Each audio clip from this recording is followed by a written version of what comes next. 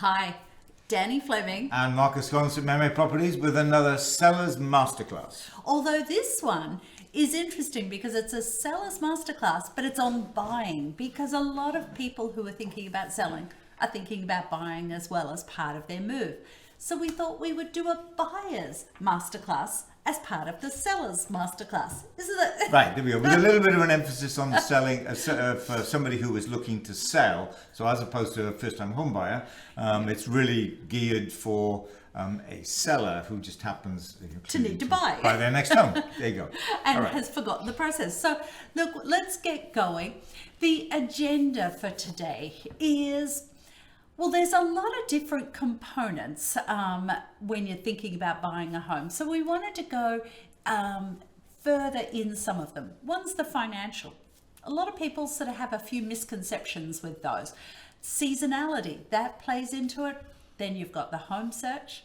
What are the typical types of contingencies you have? What's the offer process? What's in an offer?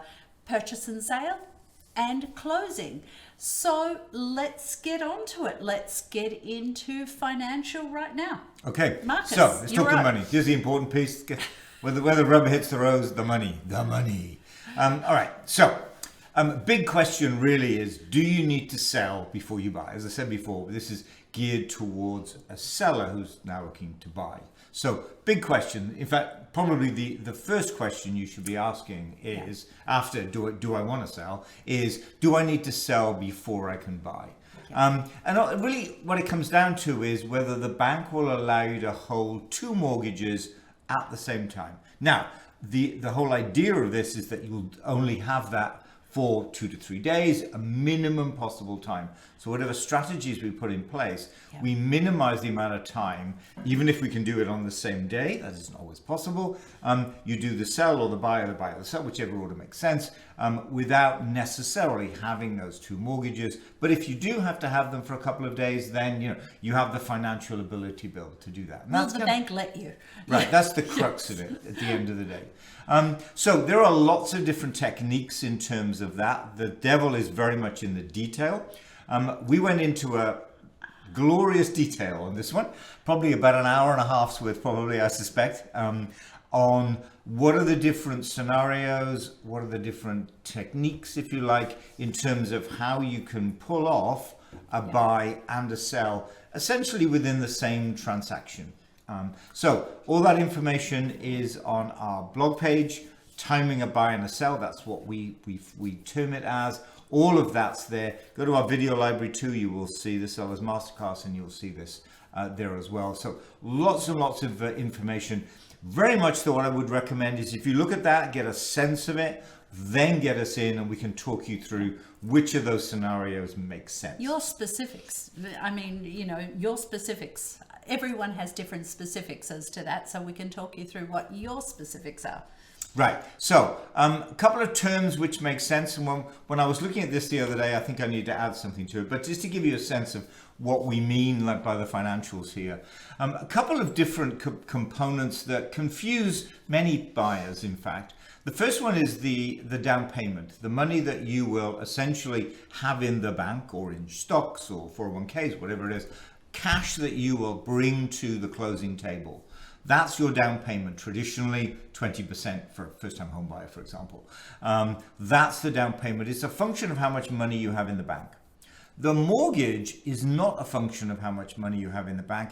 It's a function of how much your income is. Because what the mortgage company looks at is, can you afford the repayments, which is clearly just interest-based as opposed to savings-based. Now, the amount of mortgage you get, of course, is a combination of down payment and mortgage, and in the case of an existing home buyer, how much equity they have in their home. So combination of those three components are really how much house you can afford, at least the maximum price of house you can afford. You clearly may be downsizing, in which case you're going to dramatically reduce the new house you're going into, but not always the case, of course. But those three are important: down payment, what's in the bank; mortgage, what your income is; and then equity, what you've built up over the lifetime of you owning that home through price appreciation. So a couple of misconceptions. at this point. I don't have enough money for the down payment, so I need to sell first. Well, we just talked about, the difference between the down payment and the deposit. And it really is, that's an important one to understand. Do you have enough funds without selling your home for that down payment? And to some extent, the down payment is due at closing, but as we'll talk about in a few minutes, there's another payment, and this is the piece that I really should add to, somewhere in this, bring into this slide, and that's the amount of money you bring when you write an offer on a home. And that's traditionally 5%. So the amount of money that you need to be able to buy a home, at least write an offer on a home would be more accurate, is 5% of the purchase price. So that's what you have to have. Now that is incorporated into the down payment you'll bring at closing. But that's really, the money that you will need to write an offer on a home that you should be thinking about, now, if you like, is that 5%. The rest, we have techniques to kind of ensure that we buy and sell at the same time and so on. So that's kind of the important concept.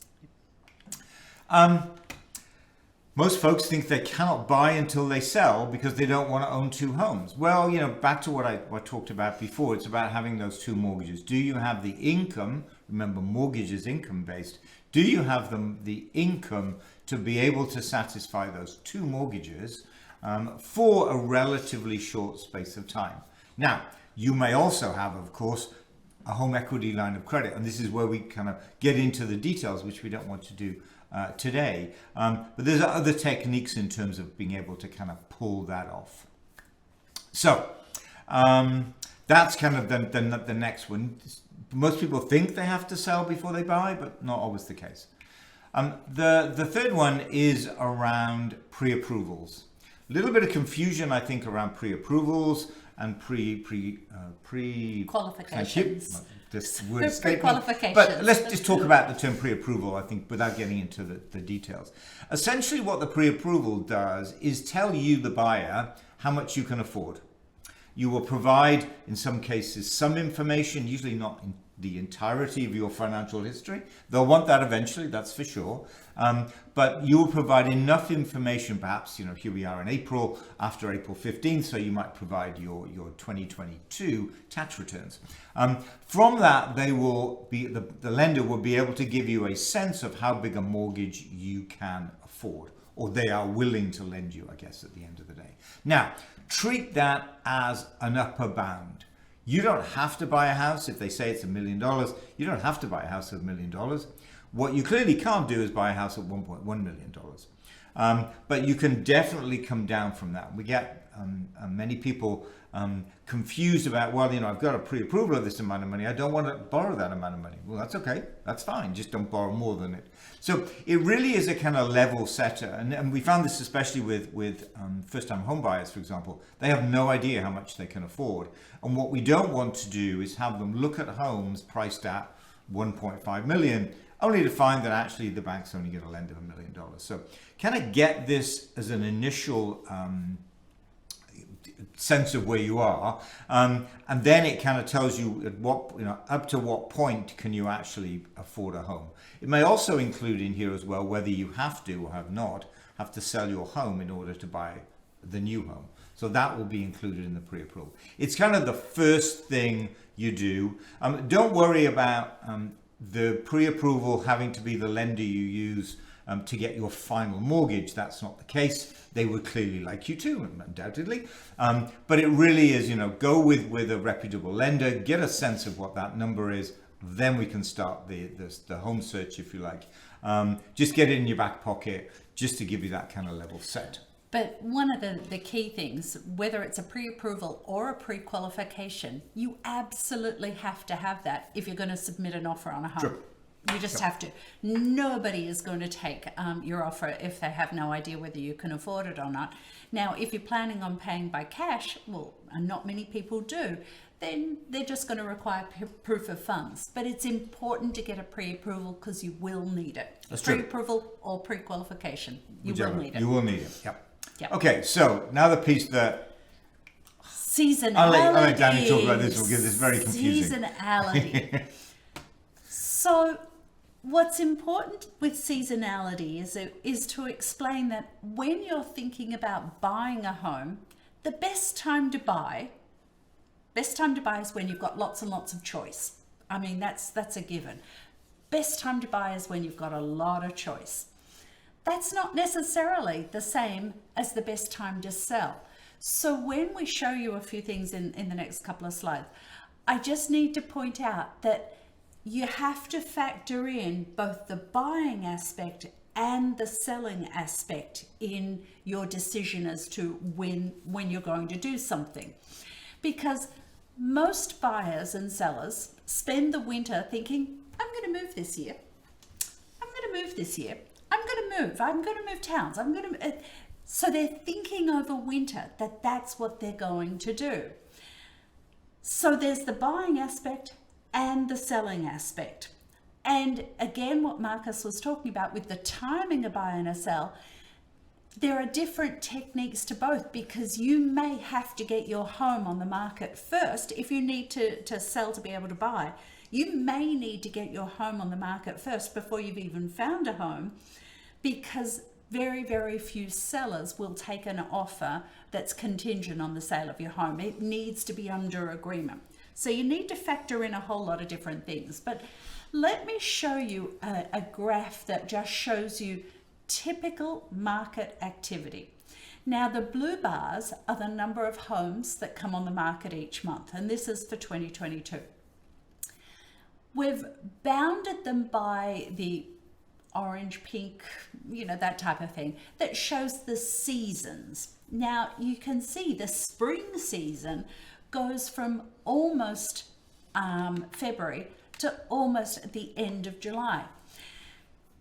Now, it's very different when a great time to sell is to when a great time to buy is, and I mentioned that before. You want to sell when there's low supply and high demand. That's absolutely. You want to buy when there's high supply, because there will be not so much less demand, but there will be more homes for people to choose from. So there'll be more homes that people will be making offers on, so there'll be less demand on each individual home. Less competition. Makes sense. Yeah, less competition. Thank you. Yep. So what we see in a typical spring cycle, and this starts when the winter starts easing, and we're not expecting snowstorms over the weekend. There can still be snow on the ground, but the sun shines out on the weekend. The buyers are out in force, because remember, they've been thinking about moving over winter. Oh, let's go look at houses when it's a nice weekend. So every year, that beginning of the spring market changes. Last year, it started about the second week in February. This year, 2023, it started the last week in January. It starts sometime between that end of January, middle of February timeframe. We had one year, 2015, where it didn't start until mid-March, because I don't know if you remember that, it was horrible, but the winter was just disgusting, so much snow. So it really depends on the winter and when it finishes. Remember, there's still snow on the ground, as to when the spring market starts. But that's a period of time where there's not many homes on the market, because most sellers think the best time to sell is when their gardens look beautiful. And that starts happening around mid-April, all the way through till Memorial Day, type of thing. The gardens still look good after that. But the buyers that haven't bought by Memorial Day, remember, they spent winter thinking, I'm going to move because I'm going to get the kids into the new school system. We want to move during summer, all of this. Now Memorial Day hits. We haven't bought a house yet. Oh my goodness, we've got to buy. There's not too many homes that come on the market after Memorial Day, because it's in summer.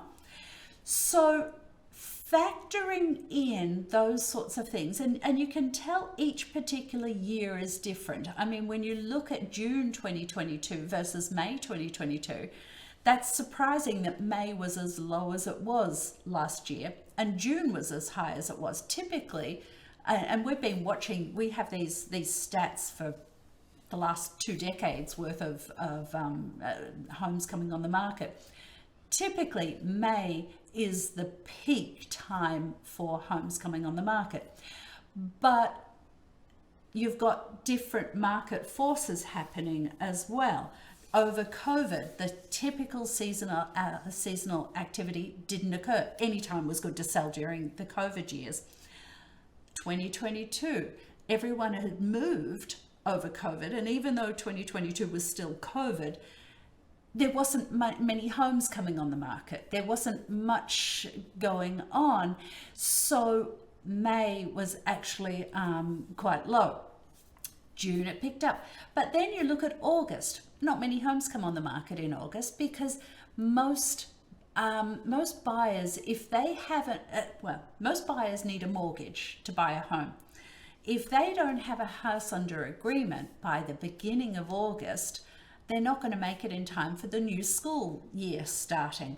So most buyers, if they haven't bought, they think, okay, maybe we'll wait until next year. Or if they're in the same school district or the same town, they'll think, well, we'll wait until fall. There's no homes coming on the market, well, very few. We'll wait until then. And the sellers stop bringing homes on the market then too. The fall market, which is September and October, typically by about mid-October, it's stopping. So you see about a 6-week period from the beginning of September where there's some homes coming on the market. But most of the buyers during that period of time are people who have very, very young children, so the school doesn't factor in, or they're people who already live in the town and they're moving. So it's not a fantastic, it's an okay time. You know, you don't want to sort of carry the house over winter, but factor in when there's the most homes come on the market so that you've got a lot of choice to buy, but you need to factor that into your selling as well. For instance, you don't want to find a home to buy in October and then think, great, I'll bring my home on the market as soon as we've closed. Well, that might be November. You don't want to do that. You don't want to come on in winter. So talk to us if you've got questions about how this all works, because again, with this timing a buy and a sell, it plays a lot into what your specifics are as to how we can make it happen for you. And go and check the video on our blog post that's timing a buy and a sell. We go into a whole lot of detail with each different scenario. Okay. Did I forget anything? No, probably not. It's really, that one I sit back and listen. So, home search. Right, let's get serious here as it is, as it were. So, first question really you have to ask yourself is, what exactly are you looking for? And we've found over the years that buyers look at really 3 components. First is the commute. Usually, not always the case of course, proximity to Boston or at least proximity to public transport. Second one is the school system. And the third one is affordability. And so those are the 3 major factors that buyers play with essentially, because you can't have all 3. You can't have a great commute with a great school system and really affordable houses. One thing has to give, usually. You know, you can have a long commute, great school system, and the affordability is high. So you're always playing with those 3 components in terms of where your compromise is, if you like. So think of it that way. You know, what are you willing to give up? What are you not willing to give up? And usually what it comes down to is the school system is not something that most people, with the exception of downsizers to some extent, although still can be a little bit important because school system strength does have a major impact on price appreciation, but perhaps not as important as if you have, you know, school-aged children. So schools are usually the one that is least likely to be compromised. It's usually comes down to commute and affordability. But that's everybody's choice, but those are the three key components to be thinking about. And we do find that sometimes when you're talking to someone about what they're looking for, and you talk about those three categories, if you like, they will say, well, X is important to me. And you sort of, okay, how about, and we spend a day, sometimes just a day, picking a few houses in 3 different towns that have either a really strong commute, really good school system, really, really affordable. And we do a tour with 3 homes in each town, just to show you what typical representative homes at the same price point will buy you in those 3 towns. And often that helps people really refine, oh, yeah, no, this is more important than that. So we can do that as well. We do that regularly. So having made that kind of choice, next thing really is to understand what your needs are versus what your wants are. You really must know what your must-haves are. We talked a little bit about, commute, school system and so on, but also beds, bathrooms and so on. Everything else, like, well, I really would like a basement and, I need a 2-car garage, but want to be okay. Put those in the wish list, if you like. Because at the end of the day, when a home comes on the market, you want to be relatively quick at saying, yes, this works for me because it meets my must-haves, or no, it doesn't because it's 3 bedrooms and I definitely need 4. Done. Don't need to even think about it. We can kind of move on past that one. So it really is a key one to think about. What is it that my musts, because that's going to be the first cull, if you will, of homes that come on the market every weekend, versus what's my wish list. Okay, then I can kind of bring that in. It's important too to bring in all of the decision makers. Pretty clear you should include spouse and family members, but sometimes that's not the case. But especially when, and this applies more, I think, to first-time homebuyers, if somebody has a financial stake in this, if Uncle Joe is giving you some money, then make sure Uncle Joe is involved in this process. Because what you don't want to do is go out, do the home search, find the home, write the offer, yes, this is the home of my dreams, and Uncle Joe says, well, I'm not really sure. Are you sure you should be buying another town? All of a sudden it kind of puts everything off course. And so bringing everybody on board to some extent, I mean, at the end of the day, it's ultimately your choice. You have to live there. But bringing them on board and keeping them abreast of what you're doing through this process is really important and really will avoid any hiccups as you kind of go down the line, as it were. Because when you think about it from that perspective, the more houses you see on your journey, the more educated you're getting as to what a realistic price is in that town. And if you've brought someone in after a 4-month searching for a home, and 4 months you've found the best house, it's the right price, right town, everything, and this person comes in without having that education piece, yeah, it doesn't work. They'll start second guessing. Well, did you look in Framingham? Yes, we already did Framingham. We decided that town didn't work for us for the following. Yeah. Oh, did you try this town? And all of a sudden it kind of puts a spanner in the works, if you will. So bring everybody on board, through that process. Bring it's your decision clearly, but bringing them on board, keeping them abreast of how that home search is going. Yep. You do need to establish a budget. I talked before about pre-approvals. It really does tell you what the highest price you can afford. But it's important to have that, because the last thing you want to do is be looking at houses which are $200,000 more expensive than you can afford, and all of a sudden you fall in love with something, and then everything you look at your price point is going to be disappointing. So do that right at the beginning. It's almost a kind of given as you're thinking about affordability and commute and schools. What are my must-haves? How many bedrooms? How much can I afford? Kind of that whole thing is something you would do in January, do it in December, before you even start looking at homes, because then you kind of level set and you're ready to, hit the blocks, as it were, when homes start coming on the market, as Danny was saying around the seasonality. Yeah. Well, actually, one more thing I want to just kind of point out there, and considering the cost of owning versus renting, that's important, because if you only anticipate being in a home for 1, maybe 2 years, perhaps renting is the right course of action. Once you get over that 2-year period, then owning almost inevitably becomes the right way to go. But if you're undecided, well, I'm not sure about this town, it's only for a couple of years while something happens, perhaps the right course of action is to sell your existing home, get it on that way. When you start to look, you don't have anything around home sale contingencies and so on, and just rent for a couple of years.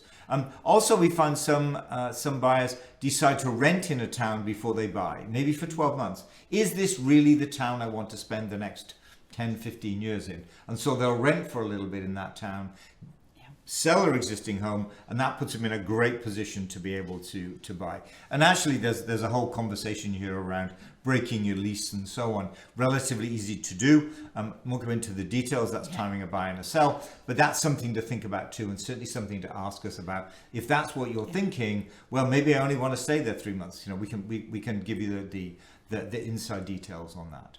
So the next thing is the buyer's agent. Here there's a little confusion here because we're talking in general in this presentation about sellers who are looking to buy. So let's separate the buy process from the sell process. Imagine you've already sold your home. Imagine that's already done.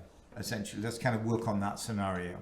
And now we're talking about the buyer's agent. That is the person that is helping you buy your next home, not the buyer's agent who helped somebody buy your existing home. So the key thing about the buyer's agents, they work for you.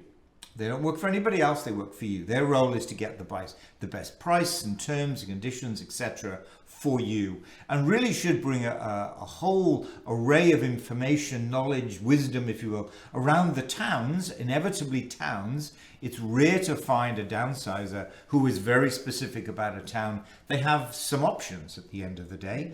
They don't necessarily need to move into Lexington or Burlington. You know, I could go to Burlington, maybe Billerica, there's parts I like, you know, maybe Wilmington, you know, I want to be in that area, but I don't specifically want to be in a town. So focus with, make sure you work with a buyer agent that can give you those options, if you will, of multiple towns, so they understand or they are able to provide and understand the details of multiple towns, not just one town, which does tend to be the case when you talk about listing agents. They tend, in many cases, to focus on one town. You need a buyer's agent who's can have a much broader scope than that. They're going to manage the process for you. They're going to explain the process for you. We're going to do a little bit here, but they're going to manage that process for you. And they're really a great resource around all kinds of things. And the buyer's agent is really important. There's been many people think the role is somewhat minimized. I mean, I can do it myself. And that's okay until something goes wrong. We had a situation not so very long ago where an appraisal came in low. The buyer, we were on the listing side as it turned out. The buyer there needed a very knowledgeable buyer's agent who could react quickly and accurately to that situation. It's not a big deal. There are ways around it. But you wanted somebody who's on top of their game, realizes, okay, this could happen. All right, let's have a backup plan ready to go, that if this situation does arise, just kind of a phone call and we're off and running with, for example, lender number 2. And so whilst it may seem that, well, you know, the home search, I can do that on Zillow, I can go to open houses to see homes, why do I need a buyer's agent? I mean, you want that knowledge to ensure that the house you're buying is the right house for you and is the right house, you know, long term. But also, should something go wrong, you need a knowledgeable, quick acting buyer's agent. So that's very important. Oh, yeah. Not to minimize the role, because it seems pretty straightforward, but actually it's not. There's a lot that goes on behind the scenes as well. You know, we work with buyers as well as sellers, and there's a lot that in many cases the buyer doesn't actually see in terms of what we're looking at and so on. So important to have a buyer's agent, interview them, ensure they're knowledgeable about the towns that you're interested in, and also has experience too. That's important. Yeah. Now, the role of the listing agent. Now, in this case, just kind of reiterate a little bit. The listing agent is the person that represents the seller for the house that you're going to buy. Not the listing agent that helps you sell your existing home. So that's the kind of distinction. So the listing agent works for the seller. Remember, the buyer's agent works for you. The listing agent does not work for you, they work for the seller. And their role is to get the best price, the best terms, the best conditions, etc. for the seller. There is this impression that, well, if I work with the listing agent, it's easier. You know, it's almost as if many buyers perceive that, you know, I'll work with the listing agent because I'll get a better deal. I'll get a great level of service, you know, because of that. Well, at the end of the day, that listing agent works for the seller. They are not able to give you the advice around, well, what are the comparable properties here? What should I be offering for this home? Remember, the listing agent's going to say the list price is a very good price. You know, inevitably they're going to say that, you know, whereas the buyer's agent's in a position to say, actually, if you've been on the market for 30 days, if you look at the comparable properties, it's actually overpriced given the condition it's currently in. So that's the two different advice you're going to get. You're going to get the advice from a buyer's agent, which is maybe you shouldn't buy this home at this price, or maybe you should. Maybe, yes, this is a great home, highly competitive, you know, let's structure an offer that makes sense in this situation. The listing agent's role is inevitably to get the highest price for the seller at the end of the day. You know, terms, conditions, sure, but highest price is, you know, is clearly the most important. You know, and it doesn't necessarily save you any money working with the listing agent. As you found out when you sold your home, there is a commission that has been agreed in terms of what commission will be charged to sell your home. That's not negotiable. Buyers can't come in and go, actually, you, Mr. and Mrs. Seller, would you take less commission? That's not negotiable. It's already been established in a contract. So many of the perceptions around using the listing agent are incorrect. And again, I would, you know, come talk to us in terms of what that different role is. Absolutely explain it in gory detail. Which we won't do right now. So that's important to keep a distinction between the listing agent and the buyer's agent. Now, just to throw a little bit of a confusion in this or not? No, next slide. No, I'm not going there. I can see. I know what the next slide is. Because I had to add a slide in after the last time we gave this, and Marcus hasn't seen it yet. But keep going. I can't see it, it's too small.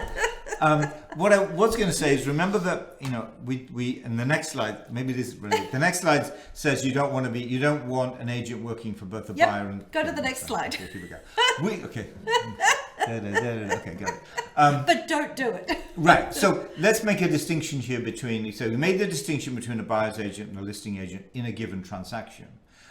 There's no reason why the agent that listed your home that is already sold, is already done and dusted, cannot act for you as a buyer's agent. But remember, there's two different transactions here. Houses. There is the sale and there is the buy. Where this slide is going is, can an agent represent both the buyer and the seller on the same house, on the same transaction? The answer is legally yes, reality no, because there's a huge conflict of interest. Do I represent, imagine I am this so-called dual agent, I represent both the seller and the buyer. Now all of a sudden I'm in a very, you know, the buyer's telling me how much should I offer for this home? Do you think I can get this home for 5% less than it's listed for? The seller's saying, you know, I really want list price, by the way, you know, and so I'm in this, who do I advise? Do I advise the seller to say, you know, actually you're a little bit overpriced? Do I advise the buyer to say, actually you should come up in price? It's in all situations, an inspection. The seller thinks their home is perfect, almost inevitably, the buyer thinks their home is less than perfect. Now, how do I kind of take those two situations, those two viewpoints, and marry them? It's just too hard. It just doesn't work. Conflict of interest. However you look at it, whatever stage of the transaction, and especially if something should go wrong, like the appraisal comes in low, I don't. You know. You just don't want to do it. Right. And I think the way I phrased it on this slide, I haven't seen it, so I was thinking a long time about this, about how to explain this, because a lot of people get this wrong. If you're selling house A and you're buying house B, you can use the same agent because it's not dual agency. You're selling this one, buying this one. But if your agent is selling house A and your agent is working with the buyer to buy house A, that is dual agency, and you don't want that to happen. You don't want the same agent working with both the buyer and you, the seller, on the same home. Correct. Yes. And that's why the combination of a buyer's agent working for you, the buyer, and the buyer is a great combination. That's kind of the situation you want to be in. Experienced in terms of the markets you're looking in, experienced in terms of the offer process, how to structure the right offer, and so on and so on. That's really what will make you successful. And it's pretty clear, having watched over the years, what buyers are successful and what buyers are not. The buyers who are not successful are the ones that ultimately play games. Well, if I work with the listing agent, then maybe I can get a bit of deal. And so, well, stop, hold on a minute. I mean, the market we're in right now, irrespective almost of what town you're looking in, there are no deals. They do not exist. Just last weekend, one of the agents in the team put an offer in on a house that was basically a fixer-upper. It was a fixer-upper, priced at about $500,000. There were 10 offers on a house that needed a considerable amount of work. Now, in many markets or in prior years, you would have said, that's a fixer-upper. It's not going to be very much competition for that home. Actually, that's not the market we're in today. I mean, it may change in time, but right now, almost every market is a competitive market. And so playing games is probably the wrong phrase, but hopefully you kind of understand that you're not kind of highly focused, working with your buyer's agent. Let's buy a house. This is what I'm looking for. These are the towns I'm interested in. This one works. This one doesn't. Right. Let's write a home on this. That attitude is the one that is ultimately going to be successful. And it's also too, you can tell as an agent, you can tell based on the activity on a home, the very first weekend it comes on the market, you can tell if it's going to be competing offers, because you know how many other buyers are coming in. As a buyer's agent, you know this, how easy is it to make a showing, how many people are at the open house, what sort of feedback are you getting from the agent, all of these sorts of things. If you're going to write an offer on it, make it competitive. I work as a listing agent quite majority of my time. I'm amazed at how many agents are not being successful for their buyers because they're coming in with offers under the asking price, and it's just come on the market and there's 15 other offers, and you just sort of think, if you're going to make an offer, make it competitive, because the signs are all there. If you keep coming in with offers below asking price or just at asking price because you don't think it's worth anything more, you're never going to be successful.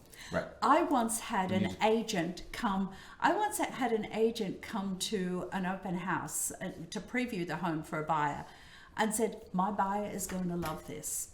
We've written 26 offers so far, but this is going to be the home. And as soon as I heard this 26 offers, I thought, yeah, they're not going to happen, because they're not focused, right? They're not laser focused in this market today, 2023. Yep. You need to be laser focused on buying a house. Yep. Once you start, well, I'm not really sure, maybe I like that. Yep. Stop. At the end, it sounds ruthless, it sounds brutal, but at the end of the day, you are not going to be successful. You will be better off spending the weekend with the children than actually going out looking at homes. At the end of the day, it is that obvious, I'm afraid. So, a couple of other tips. Can I have a drink, please? Oh, sorry, I didn't bring one down. By the way, we're husband and wife, so he's allowed to drink mine. Thank you. All right, so a couple of other things that come up. And terms that we use that everybody else goes, what? First one is MLS. Well, MLS is the multiple listing service. The way this works is all listings that come on the market, not the off-market deals, but all listings that come on the market go first into the multiple listing service. And it becomes basically the clearinghouse. From there, it's either pushed or pulled out to the 101 other real estate portals that there are out there. The Zillows, the Redfins, the Coldwell Bankers, the Remaxes, you name it, it's out there. Realtor.com, Homes.com, Apartments.com, and so the list goes on. The MLS is the system of source. Record of source. Right. The thing about the MLS system is that the degree to which the information is accurately and completely pushed out to those other real estate portals varies. Attachments is a good example. Often people will put attachments, will put the floor plan as an attachment. In MLS. Right, in MLS. Sometimes that makes it out to Zillow and the other portals. Sometimes it doesn't. And so there's almost inevitably more accurate information, but there's also more complete information within the MLS system. And that's, again, the power of the buyer's agent, the ability to set you up with a search, the ability to search the MLS, because then you can ensure that the information you're looking at is the most accurate it can be. Now, it depends on clearly the agents putting the information in accurately, but that is what it is. But at the end of the day, there's no translation between homes.com and MLS. Between you and MLS versus MLS and homes.com. And we often have the situation where status is a good example. A buyer will come along and say, well, I looked at this website and it says this home is available. And we look on MLS and it's, well, actually, no, it's sold 3 weeks ago. And so getting access to the multiple listing service via the buyer's agent is really how you get the most accurate information. Open houses are there, how you make private showings, all of that's there. So some best practices. We talked a lot about this when you engage a buyer's agent, clearly important one. Discuss the minimum would likes, price points, all of that kind of stuff. And get a pre-approval. That's the given, right? Just get that done out of the way. Now, then I like to think of it as a two-step process. Most buyers are a little bit unsure about where they want to be. Especially true of people relocating in, for example. They've heard of Newton because they've heard of Newton. They've heard of Brookline because I think that's close to Boston. And that's to some extent the extent of their knowledge. But that's also true of downsize as well. I kind of want to be cheaper than where I am right now because I'm downsizing north of 95, but I don't really want to be out as far as 495, for example. There's a lot of towns in that specific area. And so think of it as a two-step process if you're confused, unclear about where exactly you want to be. And one technique is the one that Danny talked about in terms of doing an area tour, starting in Arlington, going out along the Route 2 corridor, seeing what $1 million will buy you. That's a great level setter, no question about that. Going out and looking at open houses early in the season, great time to do it. You're not ready to buy yet, but you're kind of beginning to look at just got open houses and look at the towns themselves to see whether the town fits for you. Does the price point work for you? There's lots of information on our website too in terms of price distributions. If you've got $500,000 to spend and you're looking in Brookline, Newton, Wellesley, and Weston, there's not going to be much choice. If, on the other hand, you've got 1.5 million to spend, you've got a lot more choice. And for example, the price distribution that we have on our website will begin to allow you to bring homes in, towns in, or exclude towns because they do or don't work. And we have about 50 plus towns on our website, so it's not just a few. It's there's a lot. Towns, almost all of the Boston metro area. Yeah, there's a lot there. So that's kind of that two-step process we found is successful. Specifically with buyers who are a little bit unclear or have options, perhaps a better way to put it, have options in terms of where they live. A few more best practices. Buyer's contract. Buyer's contract tends to lock you in with an agent for a set period, and it can be quite difficult to get out of.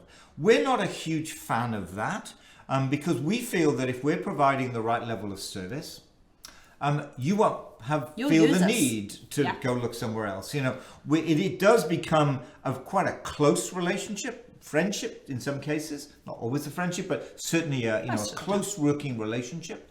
And once everybody's happy with that, why change? And so why if we're doing the right thing by you, you're going to use why try and lock you down with a contract? So that's kind of our perspective on this. When you go to open houses, sign in as the listing as the buyer's agent. That way you won't get the emails. Just top tip. And don't see a home with another agent. It gets kind of complicated if you do that. Always ask your buyer's agent to get you into the home. If the buyer agent for some reason is not available, maybe they're on vacation for the weekend, get them to get a colleague to get you into the home. That's that's the right way to do it. Don't use the listing agent. Don't use the listing agent. It gets complex at that point. Because at the end of the day, you want the buyer's agent to write the offer, but then the listing, If the listing agent showed you the home, they have to write the offer. Right. So you think a little bit about condos versus single families.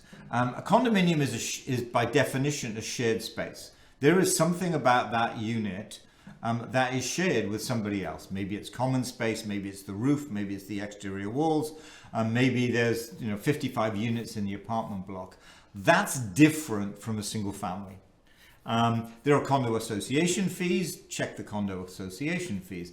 Are you okay living in a home that has rules and regulations? I think is the way I would describe it, and potentially additional costs associated with that. Think about that. On the single family side, of course, you still have to pay your own insurance, maintenance and landscaping and so on, at least organize that anyway. So think about that too. Another one on this one is the question of tear downs. I often get asked, if perhaps I'm at an open house and it's a relatively modest home, somebody will come in and say, well, can I tear it down and build a new one? First question always is, are you going to get a mortgage to buy this home? Almost inevitably, the answer is yes. Okay, so you can't tear it down. If you have a mortgage on a home, you can't tear it down. That's the rule. Work on that assumption. If the answer to that question is absolutely, I'm going to buy it with cash, you can do whatever you want to that house. But if you are looking to do a tear down, to buy new construction, as it were, and you think you can manage that process, first question is how you're going to afford the actual tear down. It's a complex process to build a new construction home as well. So I would not minimize it. No. Yeah, No. Talk to us if you want to do that. We've done it a couple of times. It's a tough process. It can be done. Don't get me wrong. The house we're living in right now, we basically built, but it can be done. But we're thinking about that. Weekly cycle. There is kind of a cycle to the market. Wednesday or Thursday, new listings come on MLS. Thursday and Friday is a great time for you to sit down with your buyer's agent, maybe over Zoom, maybe just a phone call. What's our strategy for the weekend? Right? Which houses meet our must-haves? Which do not? In which case, I'm not going to waste my time on them. I'm just going to go to my ones that meet my must-haves. How are we going to do that? Private showings. Can we do private showings? Can we only do open houses? Come up with that strategy on that Thursday, Friday, and then guess what? Over the weekend, execute the strategy. Go see the homes, private showings, open houses, whatever kind of works given the house that you're looking at. Then perhaps later in the weekend and on Monday, we might organize a pre-inspection. Danny will talk more about that when we talk about contingencies.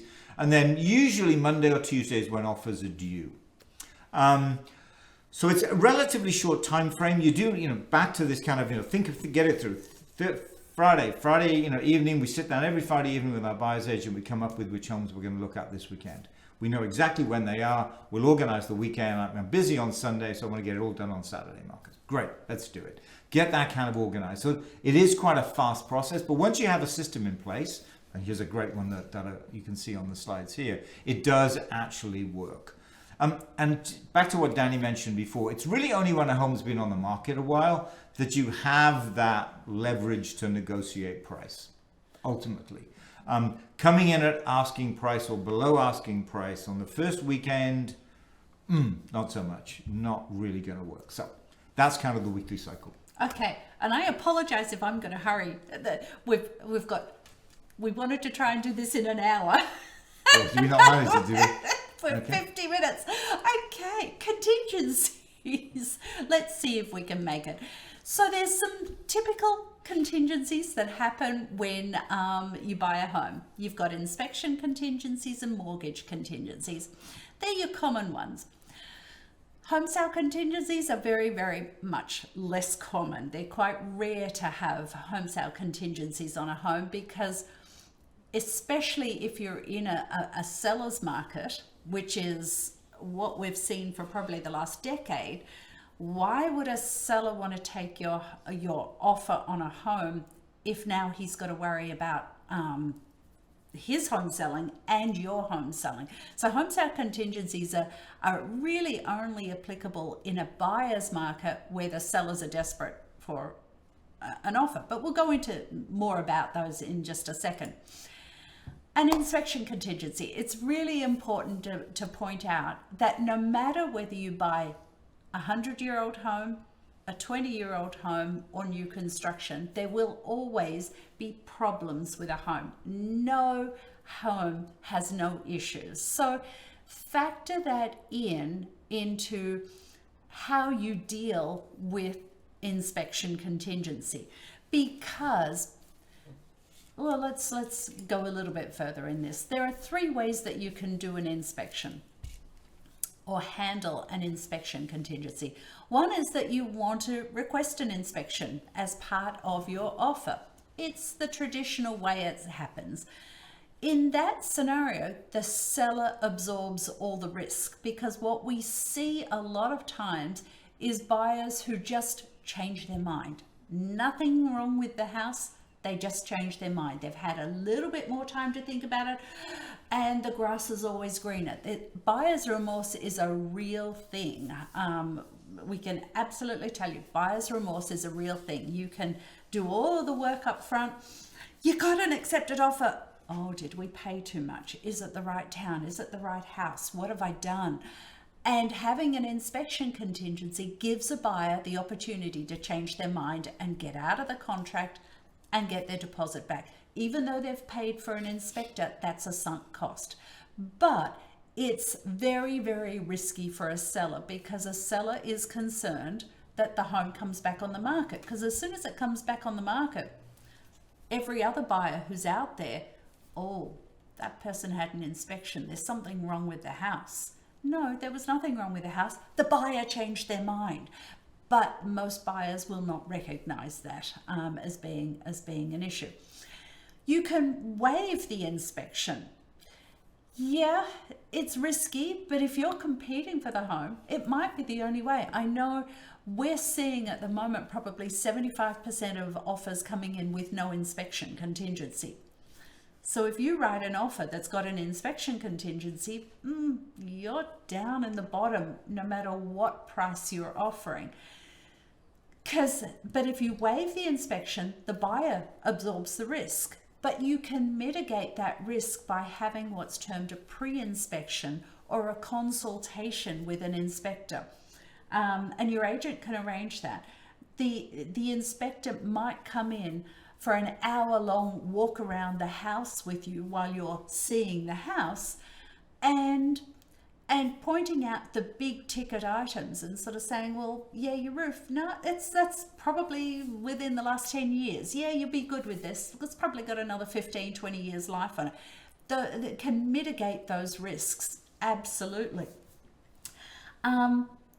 Or you can, with an inspection contingency, you can have a deductible on it, if you like, where you might say to the listing agent or the seller, because it effectively goes to the seller, that we won't negotiate with you for anything unless it's over, the aggregate of issues are over about $10,000.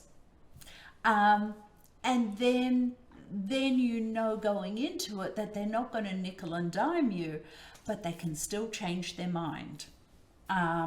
They can still ask for something, and, you know, even an inspection for informational purposes only, the buyer can change their mind and just get out because of that. So thinking about mitigating your risk and having a pre-inspection or a consultation, if this is the house for you, make your offer as strong as possible by coming in with no inspection contingency, because that's a biggie. That's a biggie. When you talk about the mortgage contingency, I am much happier seeing a mortgage contingency on an offer that comes in for my sellers than an inspection contingency, because mortgage contingency typically it's a very rare scenario that a mortgage contingency will fail, because it's the bank having to determine whether the buyer has financial means to buy the home. Now, if they provided a pre-approval to begin with, then they've done some investigation beforehand, and now they're doing the mortgage. There's less risk to the seller with a mortgage contingency. There is some buyers come in with an 80% mortgage. contingency, whereas they can actually do a 60% mortgage. Well, okay, the pre-approval will tell us how much they can actually afford. And it's always better to submit an offer with your highest pre-approval, even if the home is much less in value for that, because that gives the listing agent and the seller a good understanding that this person can afford the home, even if there's an appraisal shortfall. Just recently, last week, my sellers took a lower offer because their pre-approval was much higher, and they knew that if there was an appraisal shortfall, those buyers with the lower offer could continue through. So the home value, when it comes down to the mortgage contingency, the banks consider the price, the amount that they're going to lend you based on the appraisal value, not the purchase price. So a good listing agent will meet with the appraiser at the home, talk to the appraiser about the competition that happened, X, Y, and Z, what they're seeing in the market, and a good appraiser will take that into consideration. And appraise it somewhere close to the asking price. Typically, not the asking price, the sale price, because typically they're paying attention to what the market conditions are. If the home appraises lower, let's say a home sells for $1,650 and the appraisal comes in at $1,550, the bank is only going to give the borrower 80% of $1,550, not 80% of $1,650. So the borrower has to have enough funds behind the scenes that they can make up that shortfall. Because the mortgage again is on your income and assets. Don't go and buy a car just when you're processing, you're putting a mortgage application in, because that will impact your financial commitments and those sorts of things. And your credit score is really important. Did I miss anything? Nope. Okay.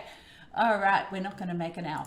The home sale contingency. This is where, and again, this is quite rare.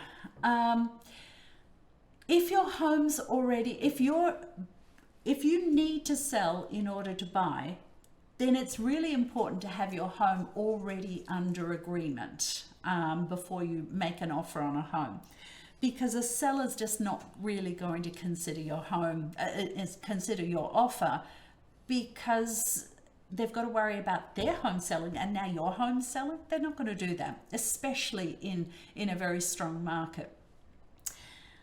If your home's under agreement and you need to provide the purchase and sale to the home that you're offering as well, that makes your offer stronger. But don't just think that, well, my home's in Lexington, it's going to sell, I can make an offer now without even having my home on the market. Well, no, because your home might be market value $1 million. You can still bring it on the market at $1.5 million, and it's not going to sell. Doesn't matter how strong the town is, it's not going to sell. And so the seller doesn't want to take those risks if your home's not already under agreement.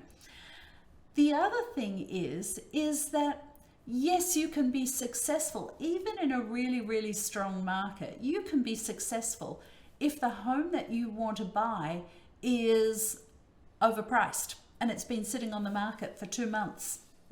The seller might just take your offer because it's an offer, and even though it's got a home sale contingency, you're still getting the price that you want, because no seller's going to negotiate on the price of their home if you've got a home sale contingency. They want the asking price or very close to it if there's a home sale contingency. So you're going to be paying more for a home if your offer contains that. True, indeed. Okay, next, offer. So the offer process. Let's kind of get into what that offer process. Get down and dirty. Right. So three distinct phases, if you will, in terms of the offer. The first phase is the accepted offer. That's when you get the accepted offer on the home that you're looking to buy. The deposit that you put down at that point, anywhere from $1,000 to $10,000. That's usually the range, depending on how you've structured the rest of your offer. But that's kind of the deposit that you need to put in. At that point, then you have an inspection period where if you've asked for an inspection, this is the point at which you will have that inspection. If you have not, you'll move straight to the next phase, which is purchase and sale. Sometimes called attorney review. It has different names in different parts of the country. Here we call it a purchase and sale. This is where the attorneys will get involved. And now at that point, once a buyer and seller buyer and seller have agreed on the terms of the purchase and sale, the balance of 5% will be due. So this is your deposit amount that I mentioned previously, around 5%. At that point, you put your mortgage application in. Remember, you have a little bit of time before you have until purchase and sale to do your shopping around. At that point, you need to put your application in, and we're in that mortgage period, usually about 4 weeks, give or take. Some can do it slightly faster, but usually about 4 weeks. And then you get to closing, and at that point, the balance of your down payment is due from you, and the funds from the lender are due at closing, and that gives you everything you need in terms of money, the deposit, the rest of the down payment, and the money from the lender. That's what you have in terms of the purchase price of the home. So that's kind of the offer process, a two-step process, not true in all parts of the country, but certainly true here in Massachusetts. We're also an attorney state. You need an attorney to buy a house. Yeah. So really goes through this a little bit, but I'll just highlight a couple of different things in terms of costs. Cost of an inspection, somewhere between $500 and $1,000. It depends on the size of the home. Unsurprisingly, the larger the home, the higher the cost. Purchase and sale, about 3 days from when you finish your inspection to doing purchase and sale, or if you don't have an inspection, from offer to purchase and sale. So offer on Tuesday, purchase and sale on Friday. Attorney costs again vary, somewhere between $500 and $1,500. It varies across the different attorneys.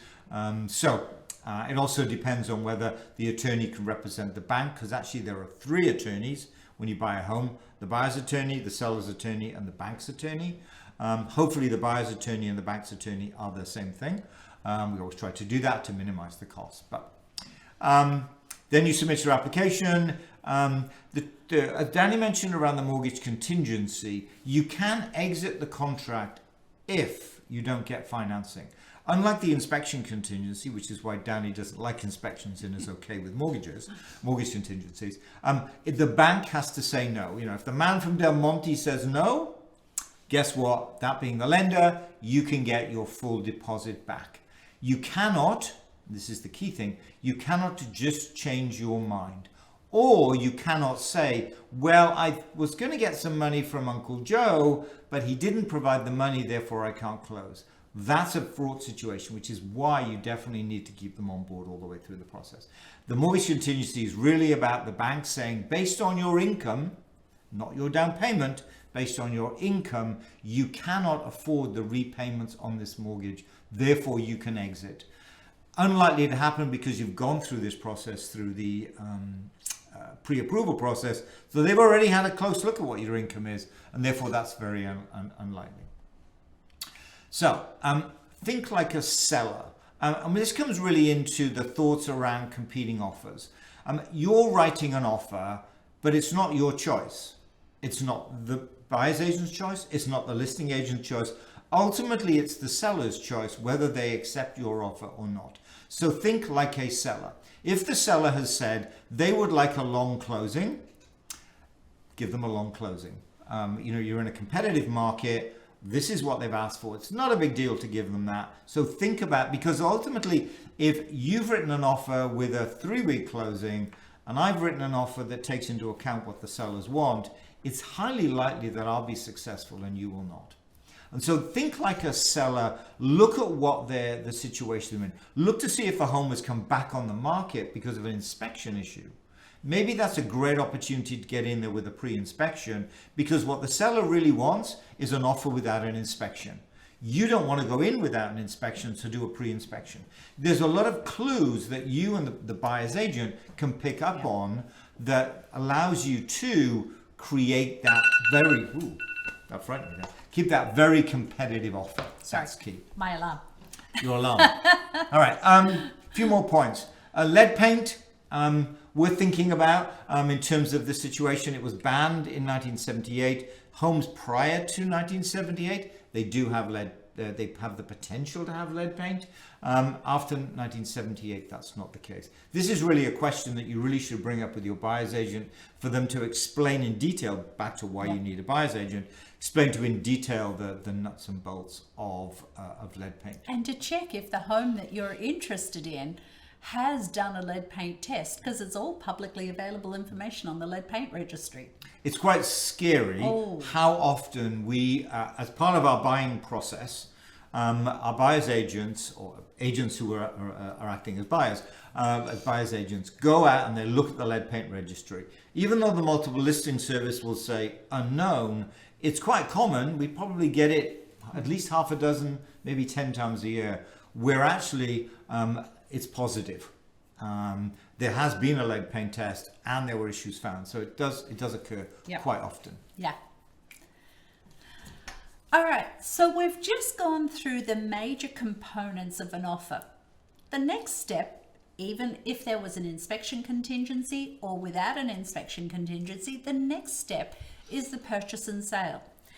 Purchase and sale is where the two attorneys, the buyer's attorney and the seller's attorney, get together to incorporate the components of the offer into a larger document that has a whole lot more legalese in it than what an offer does. Now, as Marcus mentioned before, an attorney is required to buy or sell a home in Massachusetts because it is an attorney state. There's typically 3 attorneys associated with a sale. One represents the buyer, one represents the seller, and one represents the bank if there's a mortgage involved. Now, a buyer can save a lot more money by using an attorney who can represent the bank that they're using as well. But you can have 3 attorneys, and you just want to check whether your attorney that you're going to talk to actually works with X, Y, and Z banks. So most attorneys do work with a large number of banks, so most will be able to do that. But it is important to use a real estate attorney. The purchase of a home is so much smoother and less stress if you've got an attorney involved who knows. And I'm talking about a real estate attorney, not just an attorney, a real estate attorney, because they do this stuff day in and day out. Really important. They're familiar with all the Massachusetts forms, local zoning, all of this. They can give you advice on how to hold title on the home, because you've got all of these different ownership methods, tenants in common, tenants in the entirety, trusts, all of these sorts of things. But they can also a good real estate attorney can get you out of hot water as well, because every so often things go wrong with a purchase or a sale, and you want someone that knows how to get you out of those particular challenges and can protect you before you even hit those challenges. And as with lenders, we have a list of recommended attorneys that we use all the time, but you can use whoever you want. Just make sure it's a real estate attorney that does this as their primary business.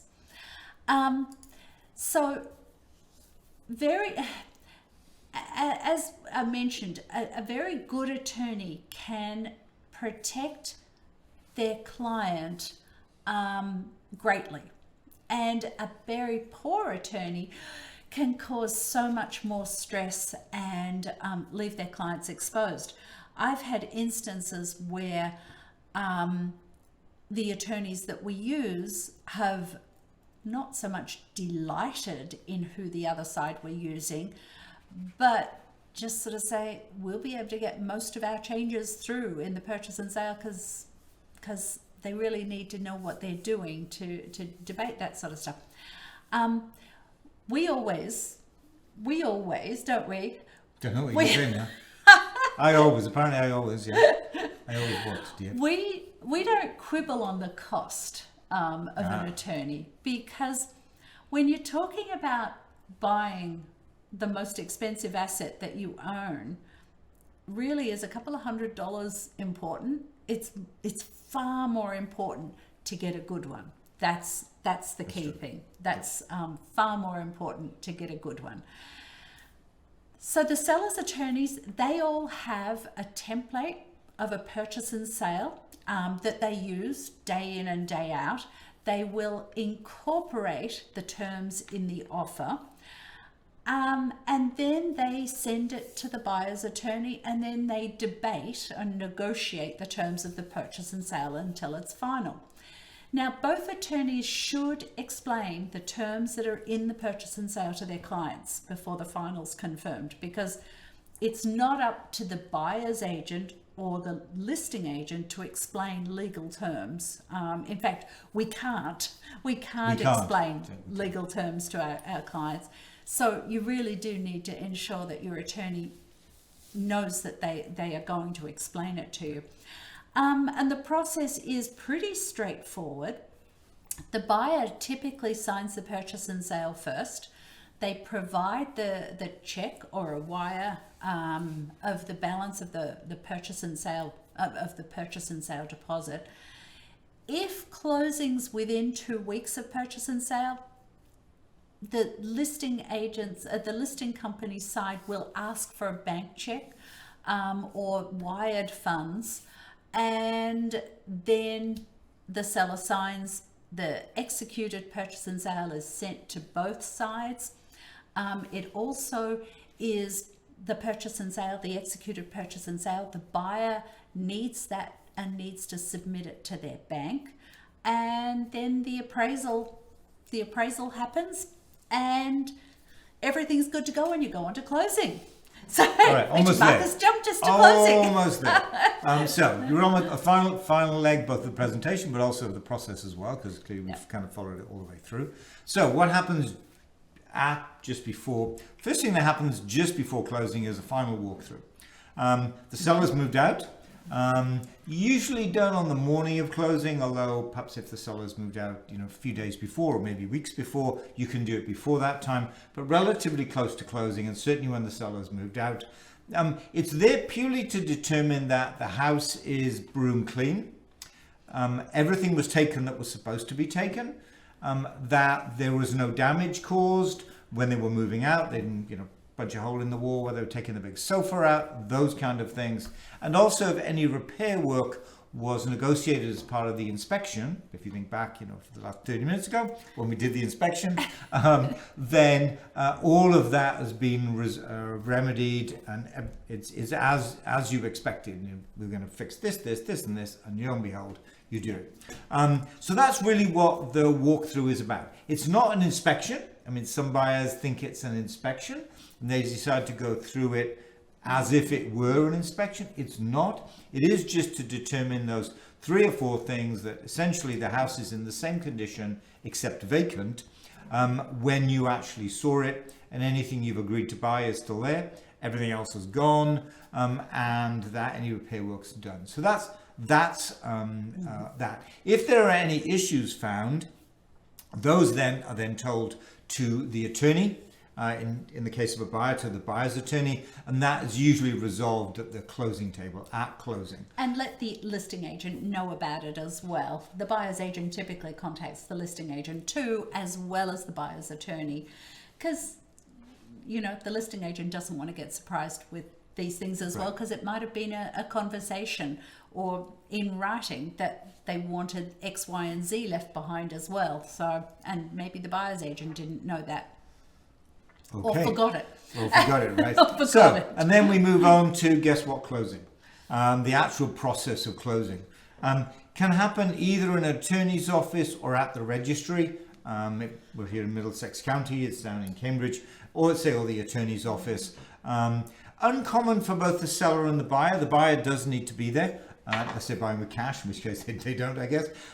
But normally the seller will have signed all the paperwork previously. The buyer goes in, and most of the time at the closing table is concerned with the mortgage paperwork. Yeah. It's by far the largest component of the paperwork that you will sign at the closing table is to do with the mortgage payment. Important to note that the keys are not given to the buyer until the property is registered. So you may sign all the paperwork as the buyer and think, thank you, can I have the keys please? Especially if you're at the attorney's office, the answer is no, not yet. That has to be registered or recorded in the registry of deeds. That's electronic in most cases. So it doesn't take very long, but you don't actually get the keys until it's been recorded. Now, there's one thing to be concerned about here, and that is if you are timing a buy and a sell and your furniture is moved out of your sell in a truck ready to move into your buy, what happens if there's a delay in that buy process? A delay in the recording, perhaps everything was planned for 9 o'clock, but the bank was delayed in providing the money, and therefore it can't be recorded until much later in the day. In which case it may well be that it's not recorded on that day, it's recorded on the next business day. And that's important because if you close on a Friday, the next business day is a Monday. And so highly recommended that we not close on a Friday, just in case something goes wrong, because if it does, you potentially have 2 days whereby you can't move in and you are anticipating doing a whole bunch of stuff over the weekend. Maybe contractors unpacking, contractors were coming in. You had a busy weekend planned and lo and behold, you can't. So recommend anywhere from Tuesday, Wednesday, Thursday, those days to close, so that if there is a slight delay, it's just a 12-hour delay. It'll close first thing the following business day, and then lo and behold, the moving truck can empty and so on. So always concerned with not closing on a Friday. So, and that also plays into recently the FDIC, the financial concerns. Because apparently 97% of times where the FDIC has taken over a bank have been on a Friday. So talking what Marcus was saying about closing on a Tuesday, Wednesday, or Thursday, for that reason as well. And that's sort of something that hopefully it won't remain a concern for so long. That is so rare.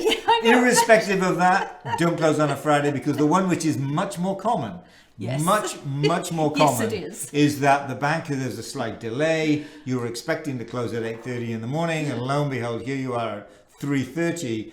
4 o'clock in the attorney's office, and the registry is already closed on a Friday. That's much more common. So that's much more common in that situation. We just thought with current, past, just recent events, FDIC, don't close on a Friday. All right, closing. Moving on quickly. All right, closing costs. What are closing costs? Difficult to give you an exact number. There's a ballpark 1 to 1.5% of your purchase price. What we would recommend is, there are some calculators online, but treat that as little more than a ballpark. The group which will, or the lender will be able to provide you with a much more accurate number for those closing costs. So what I would recommend is, sure, look online if you want to, but talk to the lender, say, give me at least a ballpark, give me more than a ballpark, a good estimate. Even way before your closing, you'll clearly know this 3 days before, but before that time, get a better handle than the online calculators will give you in terms of what those closing costs will be. Because in most cases, and very rarely is this not the case, in most cases, you will need to bring that money to the closing table in cash. So it's good to know what that number is. The whole closing costs are things like lender's fees, homeowners insurance. That's often 12 months worth of homeowner insurance you need to provide, title insurance if there's any residual oil or propane in the tanks, things like that, adjustments for property taxes. I mean, so it's not hundreds of dollars, it's a few $1,000s. It's not a huge amount of money, but still good to get a sense of what that number will actually be, so that you can be prepared for it when the closing, when you get told 3 days before, have everything in place so that you know what that is. Yeah. So next steps, contact us. There you go. We can go into this in a lot more detail. We are conscious of trying to keep these as small as they can be, but there is so much to sort of impart. There's so much information that, you know, as the basics you need to know. So and I apologize that we've taken as long as we have. Marcus, do you have anything else you want to say? No, we should stop. Yeah. It's been too long. But as you can see, it's a complex thing. Yeah. It's not easy. Lots of moving parts. Any questions, reach out to us. Yep. You know, We'd love to fill you in on. Yeah, we can definitely talk even Yeah. more about this topic. Oh yeah, we can talk for a long time. All right. Anyway, thank you very much for joining us. Thank We'll see you all later.